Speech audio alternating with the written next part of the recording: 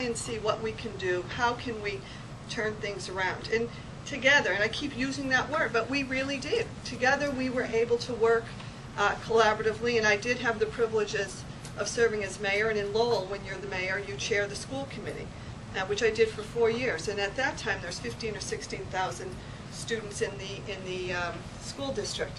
And all of these experiences taught me a whole lot about what state government does and can do and should do for the communities. What state government, whether it's Chapter 70 aid, whether it's any of the local aid to cities and towns, how crucial the services are and how crucial that partnership is for the city in this district and all of the towns. We are tied, and I know Senator Fargo knows this very well, how important that delivery system is to our communities. And when I sat on the local level and experienced it firsthand, working with budgets, day in and day out on the city level, and the budget anywhere from $250 up to $300 million budgets that you had to scrutinize, you had to look at carefully. Every dollar counts. Where do you make cuts? What decisions do you make? What are the impact that decisions made at the state level and federal level? How do we then leverage this for the community so that we get the best bang for our buck? And one of the ways we did that too on the local level is to bring in private partners, to have a true public-private partnership. And that's been the model for a lot of the success Lowell has enjoyed over the past 10 or 15 years, and it's been the result of so many people and collaboratively working together. And one of the people who we owe a debt of gratitude is Senator Panagiotakis. He has been a champion for our city and for that district. He has been a very strong leader and voice on Beacon Hill, and that's why when he decided, I don't think retire really applies to Senator Panagiotakis, but when he decided redirect. But when he decided not to seek re-election, I didn't have to think about it very long whether I wanted to run for the seat, because I truly believe, as many here today do, that government can and should work for the people, that there is a tremendous opportunity to make government work for every district, every community in the first district. And you know, one of the things that I bring to this race, and what's unique about my experience is, I've actually been on the receiving end when decisions are made at the state level, how they impact the local communities. How do we implement those changes?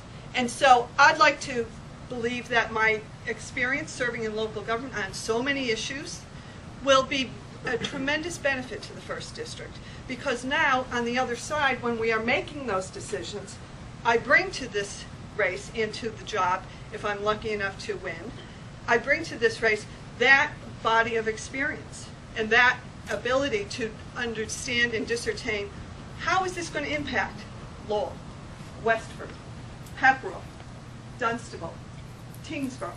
What is that decision made on Beacon Hill? How is it translated? And how are those folks going to handle this? What's the impact? And today we have tremendous challenges facing this Commonwealth, facing this country. This is a time where we need to work smarter, we need to work harder, we need to make sure that those decisions we're making aren't mistakes, and that we pull everybody together and have a very thoughtful, conscious way of making these choices. And that's why I'm running. That's why I declared my candidacy for the 1st Middlesex District. And those are some of the reasons that I believe my candidacy is unique, and one that would recommend to the voters of the 1st District, 1st Middlesex District. Now, I'm not a professional politician in Lowell. It's not a full-time job. It is a full-time job, but you work a full-time job too. And so I've spent my entire life in the private sector. I'm an attorney. I worked many years for myself, many years. Right now I'm with the law firm of Gallagher and Kavanaugh, and I have had an opportunity to represent people in all kinds of matters across this Commonwealth, in every court in the Commonwealth practically, in all kinds of trouble and situations. And one of the things that struck me when I first got involved in politics was how similar those two jobs are. You're trying to help people. You're trying to help them. You're trying to solve a problem for them. And one of the things that I am keenly aware of now is the challenges facing everybody. There's an anxiety, there's an insecurity out there. People are concerned about jobs, their job, their kids' job. Are their kids going to have a job? You know, is the company going to stay here? Small businesses, who I deal with all the time, are on the razor's edge. And they're concerned, you know, about so many things. Healthcare costs being one, other costs, what will it take to tip them over, you know, that edge and say, I can't do business anymore, I can't create that one or two other jobs. And these are things, because small business is really the lifeblood and represents over 80% of what we have here in terms of new jobs and jobs growth. So the experiences I've had working with companies, with people out there trying to create jobs, that's another aspect of my candidacy and what I bring to this race and what is unique about my campaign. I grew up in Holyoke, Massachusetts, working class city, very similar to Lowell. And I was one of 8 kids. I was raised in a very loving family, but we had no money, and everybody had to work. My parents were able to work hard, and we had to work our way through school, and we had that opportunity. We had the opportunity to go to college, to get school loans. We had the opportunity, and I had the opportunity to go on to law school. Those are the things that I look at a family today in Holyoke, in Lowell, or anywhere in the 1st District.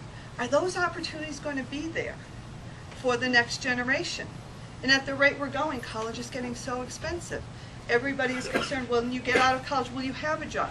Those are the reasons why I am committed to be involved in government, to work hard together. And it's not just a pipe dream. It's really because I believe that, and I think I have a proven track record of having done that for my 30 years of professional life.